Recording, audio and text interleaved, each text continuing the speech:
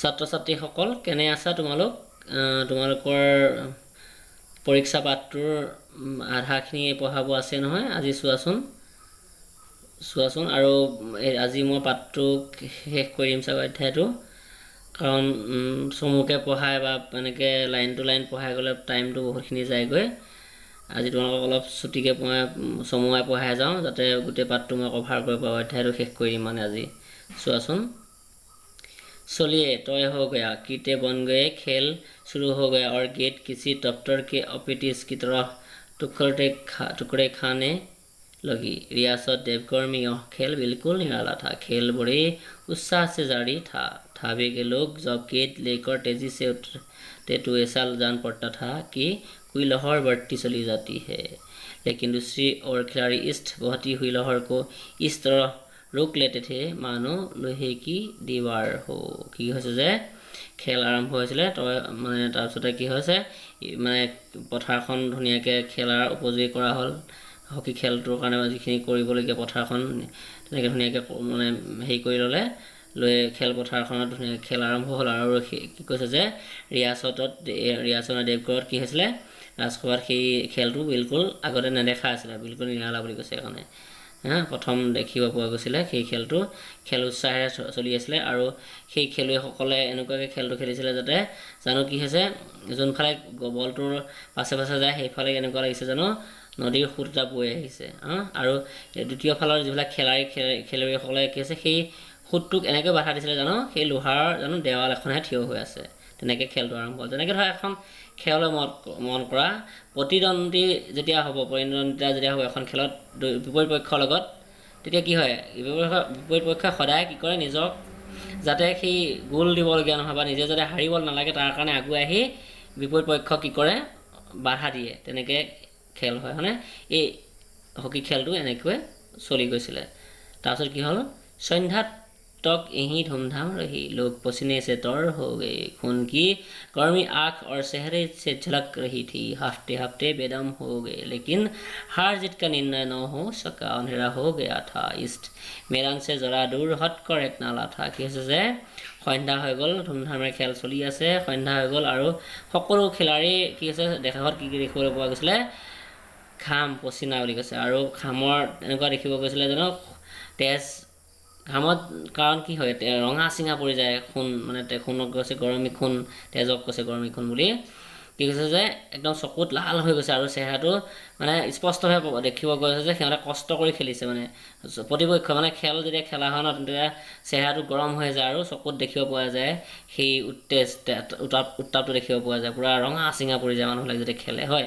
তেনেকৈ খেলবিলাক গৈ আছিলে আৰু তাৰপিছত কি হৈছে সন্ধ্যা হৈ গ'ল মানে সন্ধ্যা হ'লেও কি হ'ল হাৰ জিতৰ নিৰ্ণয় কৰিব নোৱাৰা হৈ গ'ল সেইকাৰণে কি খেল সীমাবদ্ধতে অন্ত পৰিল তাৰপিছত কি হ'ল কি হৈছে যে অন্ধেৰা হৈ সন্ধ্যা হৈ গ'ল ইছ মেদান আৰু এই পথাৰখনৰ ওচৰতে মানে খেলপথাৰৰ ওচৰতে এটা কি আছে কাষৰ মানে ওচৰতে কি দেখুৱা এটা নালা আছিলে उस पर कोई पुल न था ताते कोनो पुल नाছিলে পথিকসকল নালেছে মেছে চলকৰ আনা পড়তা था আৰু পথিকসকলে বাটুৰাসকলে সেই নলাৰ উঠি আহিবলগীয়া আছিল खेल अभी बंद हुआ था और खिलाड़ी लोग बैठे दम ले रहे थे कि एक किसान अनाज से भरे हुई गाड़ी लिए उस नाले में आया लेकिन कुछ नाले में कीचड़ था और कुछ चढ़ाई इतनी ऊंची थी कि गाड़ी ऊपर न चढ़ सकती थी वह कभी बेलू को ललकार कभी पहियों को हाथों से ठकेलता कैसे खेल তেতিয়া বন্ধ হৈ আছিল আৰু খেলাড়ীবিলাকে দম লৈ আছিল মানে কি কৰি আছিলে জিৰণি লৈ আছিলে আৰু তাতে কি আছে এক কিষান অনাছে আৰু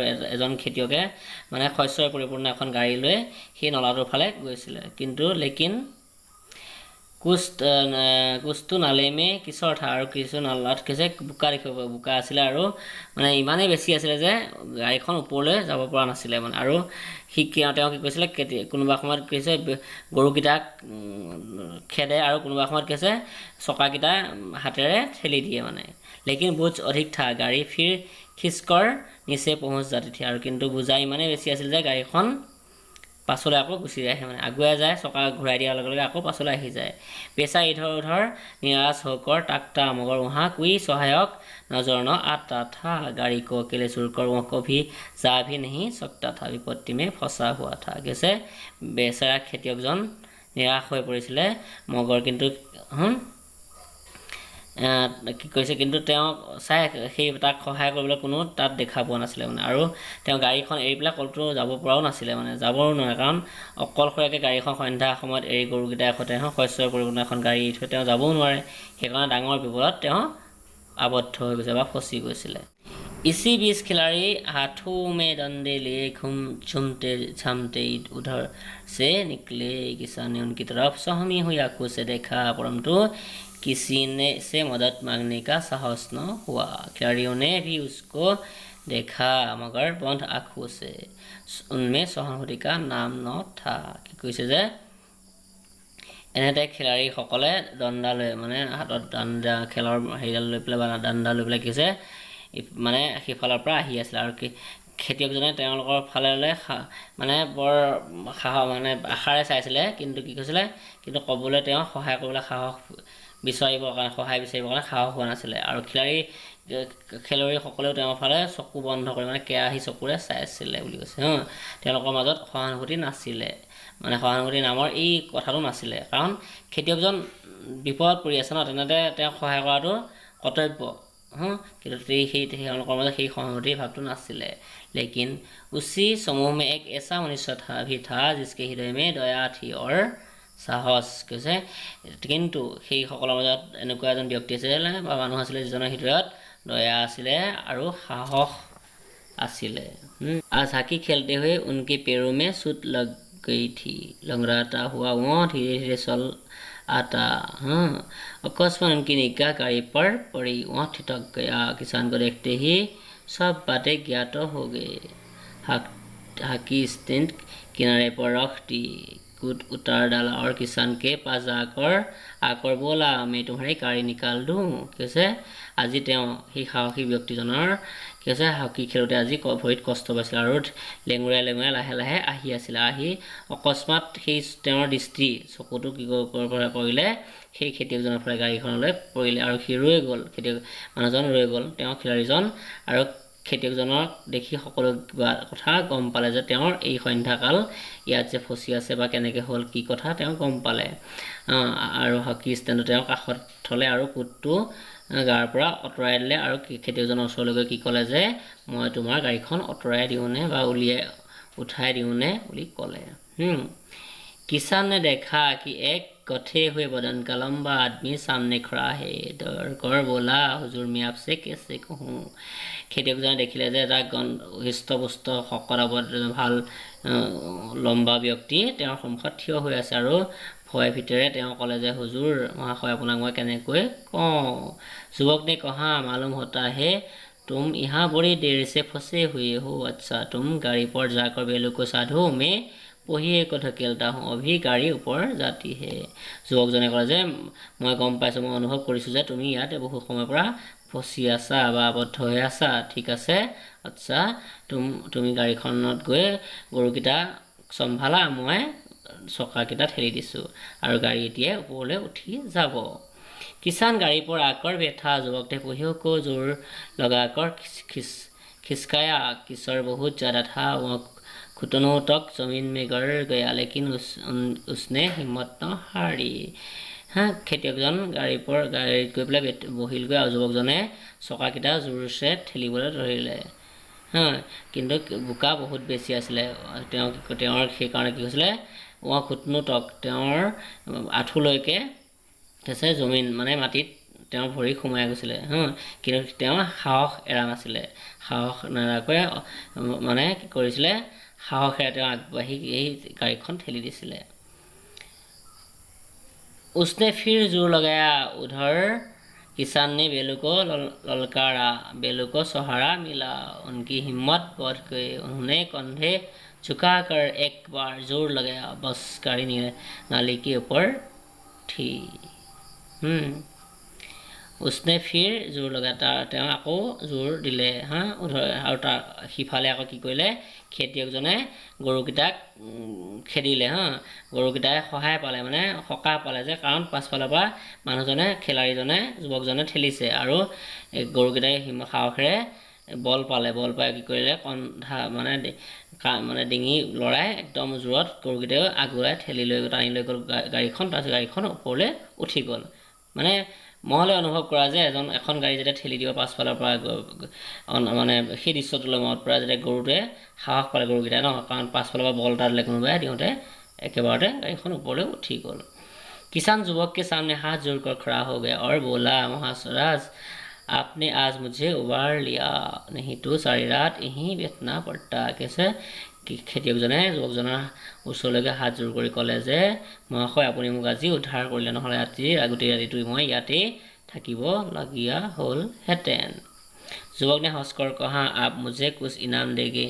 কৈছে যুৱকজনে হাঁহি ক'লে যে আপুনি মোক কিবা পুৰস্কাৰ দিব নেকি? কিষানে গম্ভীৰ ভাৱছে কহা, খেতিয়কজনে গম্ভীৰভাৱে ক'লে नारायण साहेब तो दीवानी आपको ही मिलेगी। युवक ने किसान की तरफ गौर से देखा, उसके मन में एक संदेह हुआ, हाँ क्या ये सुजान सिंह तो नहीं? कैसे খেতিয়কজনে গম্ভীৰভাৱে ক'লে যে নাৰায়ণে যদি বিচাৰে দিৱানী আপকো হৈ আপুনি পাব, সেই দিৱান পদটো আপুনিয়ে পাব। যুৱকজনে খেতিয়কজনৰ ফালে মানে স্থিৰ হৈ চালে, কি কৰে তাৰপিছত কি হ'ল উনকে মানে তেওঁৰ মনত সন্দেহ হ'ল যে এইজন সুজান সিং নহয়তো।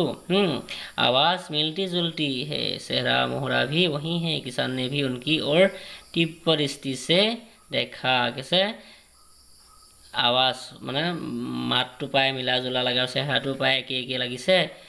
কি খেতিয়কজনে তেওঁৰ ওচৰলৈ গ'ল আৰু তীব্ৰ দৃষ্টিত চালে। शायद वो उसके दिल के संदेह को भाप गया, मुस्कुरा कर बोला, गहरे पानी में बैठने से ही मोती मिलते हैं। कैसे হয়তো তেওঁৰ সেই সন্দেহ ভাৱটো মানে তেওঁ গম পাইছিলে, যুৱকজনৰ সন্দেহ যে কৰিছে যুৱকজনে। তাৰপিছত তেওঁ কি কৰিলে হাঁহি ক'লে যে গভীৰ পানীত বিচাৰিলেহে মুকুতা পোৱা যায়। সেইটো অৰ্থটো সেইটোৱে, মানে ইমানখিনি মানুহৰ মাজত তেওঁক উপযুক্তভাৱে তেওঁ দেখিলে ন, খেতিয়কজনৰ বেশতহে তেওঁ আছিলে, মানে সুজান সিং আছিলে।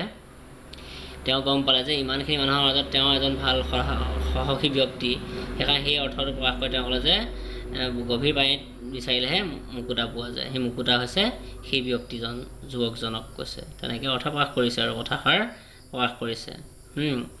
তাৰপাছত निदान महीना पूरा हुआ, चुनाव का दिन आ पहुँचा। उम्मीदवार लोग प्रातःकाल से ही अपने ही किस्मत का फैसला सुनने के लिए उत्सुक थे। दिन काटना पहाड़ हो गया। प्रत्येक के चेहरे पर आशा और निराशा के रंग आती थे। कैसे সম্পূৰ্ণ মাহ পুৰা হৈছিল। এতিয়া ৰিজাল্ট ফলাফলৰ দিন আহি পৰিছিলে আৰু উম্মিদৱাৰ পৰীক্ষাৰ্থীসকল বা যিসকলে সেই পদটোৰ কাৰণে আহিছিলে সেই ব্যক্তিসকলৰ কি কৈছে ৰাতিপুৱা প্ৰাতঃকাল কৈছে আপুনি কিস্মত নিজৰ নিজৰ ভাগ্যৰ ফলাফল শুনিবৰ কাৰণে উৎসুক আছিলে। আৰু দিন কটাটো মানে যি এমাহ যে পাৰ কৰিলে বৰ ডাঙৰ কষ্টদায়ক আছিলে আৰু প্ৰত্যেকৰ চেহেৰাতে আশা নিৰাশাৰ ৰং দেখিবলৈ পোৱা গৈছিলে।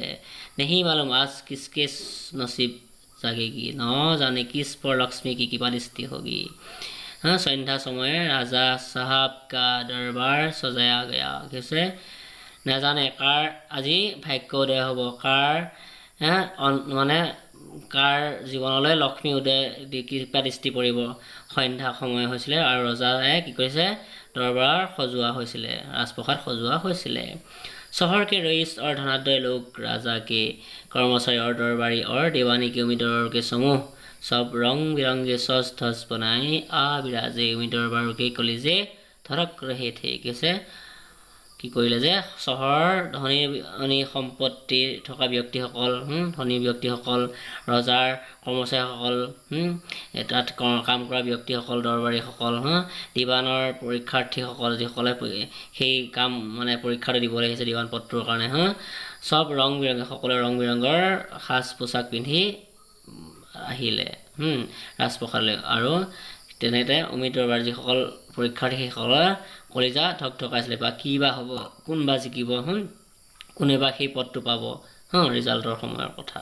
तब सरदार सुजान सिंह ने खड़े होकर कहा, मेरे दीवानी के उम्मीद दरबार महाशयों, मैंने आप लोगों को जो कष्ट दिया है उनके लिए क्षमा कीजिए। मुझे इस पद के लिए से पुरुषों की आवश्यकता थी कि जिसके हृदय में दया हो और साथ ही साथ आत्मबल भी। कैसे তেতিয়া কি ক'লে চৰ্দাৰ সুজান সিঙে থিয় হৈ সেই ৰাজপ্ৰসাদত সভাগৃহত থিয় হৈ ক'লে যে মোৰ দিবান পদৰ কাৰণে অহা পৰীক্ষাৰ্থী মহাশয়সকল, মই আপোনালোকক বহু কষ্ট দিছিলোঁ, তাৰ কাৰণে মোক ক্ষমা কৰিব বা ক্ষমা প্ৰাৰ্থনা বিচাৰিছোঁ।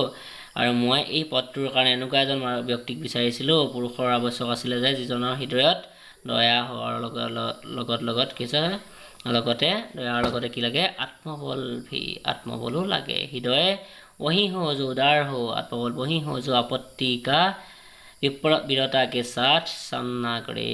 कैसे? और इस रियासत के सौभाग्य से हमको ऐसा पुरुष मिल गया है। कैसे?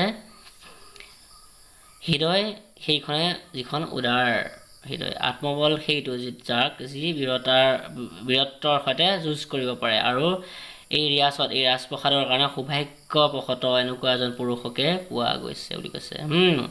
ऐसे गुण वाले संसार में कम होते हैं, और जो है वो कीर्ति और मान के शिखर पर बैठे हुए हैं, उन तक हमारे पहुँच ही नहीं। मेरी रियासत को पंडित जनकनाथ सा दीवान पाने पर बधाई देता हूँ। কি ক'লে যে সৌভাগ্যবশতঃ এনেকুৱা ব্যক্তিক পোৱাটো বহুত কঠিন, বা তেনেকুৱা এজন ব্যক্তিকে আমি পাইছোঁ, আৰু এনেকুৱা গুণৱালী সংসাৰত বহুতেই কম পোৱা যায়। আৰু যিজন পোৱা যায় তেওঁ আৰু কীৰ্তি সন্মানৰ শিখৰতহে তেওঁ থাকে, বহু উচ্চ স্থান দিয়া হয় তেওঁক।